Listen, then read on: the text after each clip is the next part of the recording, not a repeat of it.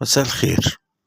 النهارده طبعا كان ماتش الأهلي طبعا وباتشوكا اللي اتهزم فيه الأهلي بضربات الترجيح.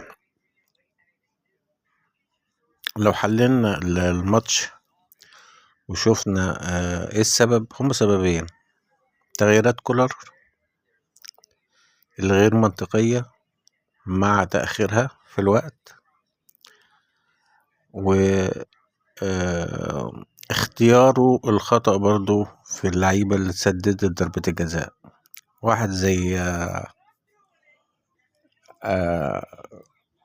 كهربا طبعا نزل ما عندوش ثقة في نفسه بعد ما ضيع الجون الانفراد اللي ما يضيعش،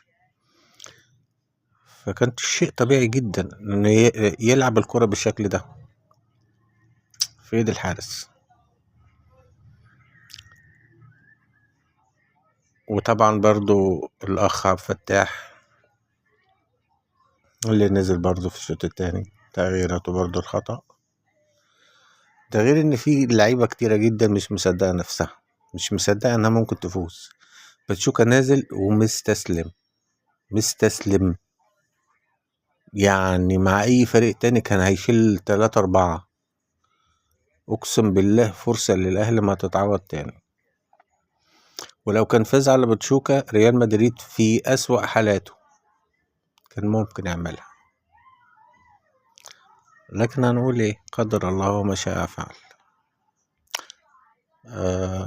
هو ده اللعيب المصري اللي لما بيخاف وما بيثقش في نفسه بيضيع حاجات كتير عليه، ما بيوصلش للهدف.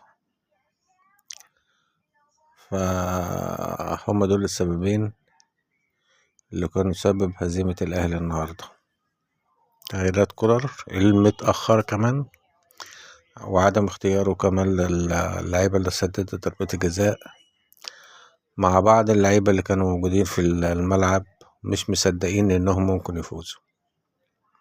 واحد يبقى هو والجون ويضربها فوق كأنه بيصطاد سمك.